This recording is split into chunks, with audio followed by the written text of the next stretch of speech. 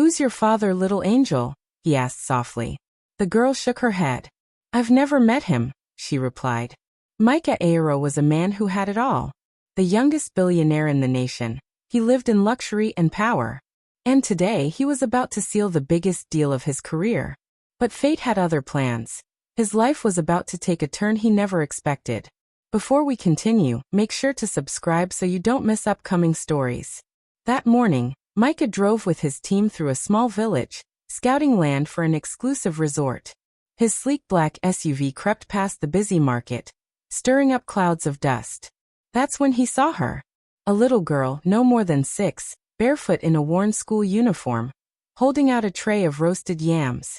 Her face looked weary, yet she carried herself with quiet dignity. Something about her made him look again. Then his eyes fell on her necklace. His chest tightened. That wasn't just jewelry, it was his. A silver chain with a lion pendant, crafted specially.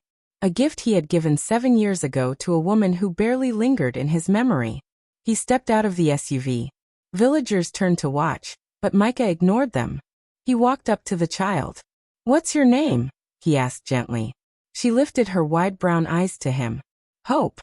His voice trembled. "Where did you get that necklace?" Hope lowered her gaze, touching the pendant. "Mama gave it to me," she whispered. Micah knelt before her. "And your father? Where is he?" She blinked slowly. "I've never known him." Micah froze. Then she added softly, "Mama is very sick, so I sell yams after school." Micah A4 had closed countless deals in his life, but this one moment felt like the costliest decision he'd ever face. Something stirred in his chest, something he couldn't explain. He looked again at the little girl standing with her tray, her tired eyes too old for her age. He pulled out his wallet, bought every yam she carried, then said kindly, "Let me take you home. It isn't safe to walk alone." But Hope shook her head. "No thank you. Mama said never to talk to strangers. I only sell then go." Her voice was soft but resolute. Micah chuckled nervously. "I'm not a stranger. I just want to help." But Hope had already packed her tray. She bowed slightly. "Thank you, sir." And before he could say more, she slipped away into the crowded market. Micah stood speechless, then turned to his driver. "Follow her. Quietly. Don't let her notice. I need to know where she lives." The driver obeyed, stepping out into the street. Micah waited, 1 minute, 5:10. Finally, the man returned, shaking his head. "She's gone, sir." Micah's brows knit. "What do you mean gone?" She turned into an alley by the fabric stalls, then vanished. "I searched everywhere." "She's quick." Micah sank back into his seat, his mind spinning. This child was no ordinary girl. She had disappeared like smoke, leaving behind only questions. And a necklace that belonged to him. That night, sleep never came. The vision of the small girl in her tattered uniform, her pendant, her missing father haunted him. By morning, Micah was back. But this time, he didn't come empty-handed. He carried a bag filled with new school books, shiny shoes, a teddy bear, a lunchbox, and 2 storybooks. And there she was again, Hope, balancing her tray of yams in the same place. When she saw him, her eyes narrowed. "You came back." "I told you," he smiled. "I'm not a bad man." He placed the bag gently before her. Suspicious, she asked, "What's this?" "Open it," he said softly. She peeked inside and gasped. Books, shoes, a teddy bear, all new. Her tough front began to fade. "Are these really for me?" Micah nodded. "If you'll accept them." She hesitated, then lifted her chin. "If you're not lying, I'll take you to my mama. But no lies. If you lie, I'll never speak to you again." Micah smiled warmly. "Deal." They walked quietly through narrow paths until they reached a crumbling hut at the edge of the village. The walls sagged, patched with rusted tin and cloth. Hope knocked softly. "Mama," someone came. The wooden door creaked open. A woman appeared, frail, pale from illness, eyes half-lidded until they met his. She froze. He stared back. Something flickered between them, something from the past. The woman's hand trembled on the doorframe, her breath uneven. Micah stepped forward cautiously. "You must be her mother." "I'm Micah." She cut him off with a whisper. "Grace." Micah blinked. I'm sorry. My name is Grace, she said, voice raspy. Not just Hope's mother. Micah nodded, still unsettled by the way she looked at him, as though seeing a ghost. But for Grace he wasn't a ghost. He was him. Flashback, 7 years earlier. A crowded city club. Music thumped, lights dim. Grace was young then, full of life, laughing as she danced alone. Micah, in a sharp black suit, stood at the bar, watching with a quiet fire in his eyes. They talked, they drank, they danced until the night blurred into dawn. In the privacy of a hotel room, he slipped a necklace around her neck. A silver chain with a lion pendant. For the strongest girl I've ever met, he murmured. That night, she gave him her body. By morning he was gone. No note. No number. No name. Only silence and a necklace. Back to the present. Grace's voice shook. You don't remember, do you? Micah frowned, searching her face. I'm sorry, have we met? Grace held back a bitter laugh. You really don't remember. But she remembered every detail. And now he was about to remember too. Micah sat on a low wooden stool inside the cramped room. The air carried the heavy mix of herbs, smoke, and illness. Hope poured water into a cup and set it carefully beside her mother's mat.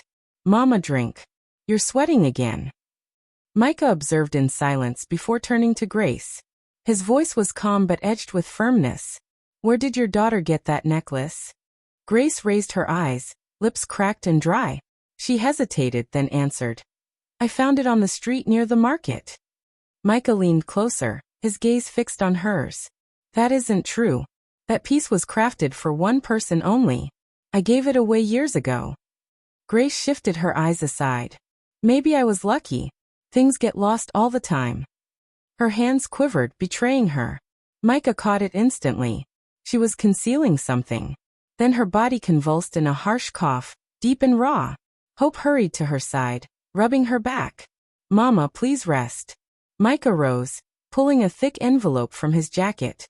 This is for medicine, for food. Take it. Grace pushed it back toward him. I don't need your handouts. His jaw tightened. It isn't charity. She glared, her voice sharp despite her fragile body.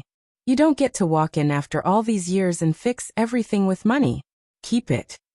Micah fell silent, though inside he felt the weight of something unresolved. He knew she was guarding a secret, and he wasn't leaving until he uncovered it. The next day he returned, and the day after, and again. Every afternoon, once school was over, Hope found him waiting by the yam stand with a smile, a storybook, or a snack. At first she kept her distance. But soon, they laughed together as though they'd known each other forever. She showed him her notebooks, and he guided her through her lessons. Why is English so hard? She groaned. Even rich folks struggle with it, he teased, making her giggle.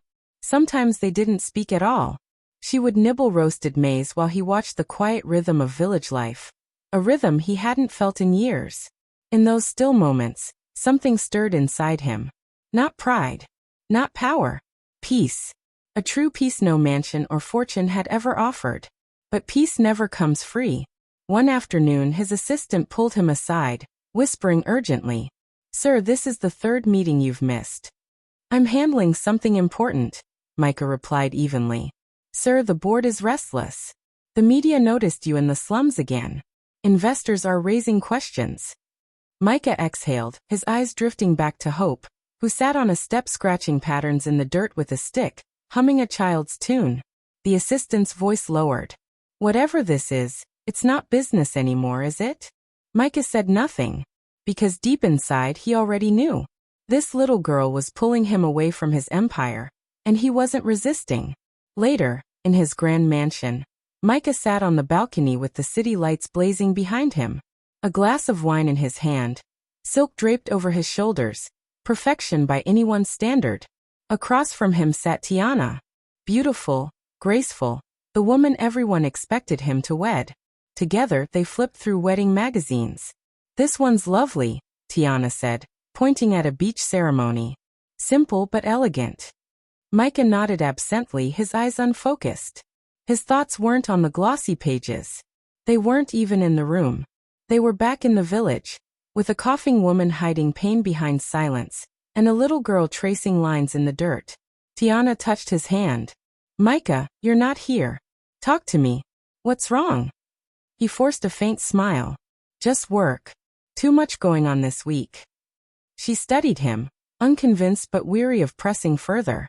That night, Micah opened a drawer in his room. Inside lay a small, worn toy lion, Hope's gift to him that morning. For when you're sad, she had said. He held it gently in his palm, staring as if it were priceless, then placed it back with care. Sliding into bed beside Tiana, he knew his heart was already far away. Rain hammered down from the skies, heavy and relentless. Micah stepped out of his car with an umbrella, the dirt paths now rivers of mud. The village lay quieter than usual, the kind of quiet that holds secrets. He walked toward Grace's hut with food, medicine, and a math book Hope had been struggling with. But just as he reached the door, he froze. Inside, Grace's voice drifted out, tender yet heavy. I don't think Micah remembers anything. But he keeps coming. He brings her gifts. He talks to her like she's already his. Micah's grip on the umbrella tightened. His heart thudded. A pause. Then Grace's words pierced him. It's strange, isn't it? He doesn't even know she's his daughter. Micah's breath stopped. His voice barely a whisper. Our daughter. The rain pounded, but it couldn't drown the truth. He stumbled back, every detail clicking into place. The necklace, the girl's smile, the way her laughter cut straight into him, the pain in Grace's eyes. All this time, he had been falling in love with a child. His child. The daughter he had abandoned before she was even born. Micah couldn't hold back anymore. His heart thundered, rain soaking through his clothes.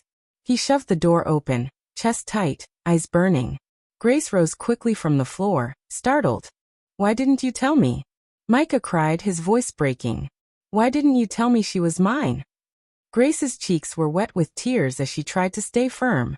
Because I didn't want your pity, she shot back. Because you walked away once without a word. I thought you'd disappear again. I was afraid if I told you, you'd take her and then leave once more. I didn't know, Micah whispered, his voice heavy. I didn't know I had a daughter. But now I do, and I feel it deep in my soul. He dropped to one knee, uncaring about the damp floor, unaware that little Hope was peeking from behind the curtain with wide, unblinking eyes. I love her. I want to raise her. I want to be part of her life every single day. His gaze lifted to Grace, his words trembling. And I want you too. I don't want to lose one more day. Please, will you marry me? Grace's hand flew to her mouth, her body trembling with shock. Just then Micah's phone buzzed. A voice note lit up the screen, Tiana's voice. Asterisk Micah, please don't decide anything yet. We need to talk. I have something important to tell you. Asterisk. He stared at the phone, torn. One path would break a heart, the other could shatter his own. For a long moment, he said nothing. His eyes went to Grace, the woman who once gave him her love. Then he slowly turned and saw her. Hope, standing at the doorway, her small fingers clutching the curtain, her gaze filled with questions. She stepped forward hesitantly. Are you really my dad? Micah's chest tightened, breaking and healing at the same time. He sank down, arms wide open. Hope didn't wait for an answer. She ran straight into him, and he held her close, as if he'd been waiting his whole life for that moment. Yes, my star, he murmured into her hair. And I will never leave you again. Grace wiped silent tears from her face. Micah rose slowly, reached into his pocket, and pulled out the ring he had been carrying since yesterday, the one meant for Tiana. He placed it gently on the wooden table. I love you, he told Grace softly. But first, I need to end something else. He turned and walked out into the evening air. The wind was still. The sky hung quiet. But miles away, a sleek black car sped toward the village. Inside, Tiana sat with one hand on her stomach, eyes swollen from tears. He's mine, she whispered. He just doesn't know about the baby yet. Tiana was pregnant, and Micah didn't know. What will happen when he finds out? Will he stand with Hope and her mother, Grace? Or with Tiana, carrying his unborn son? Share your thoughts in the comments. What should Micah do? Don't forget to subscribe for part 2.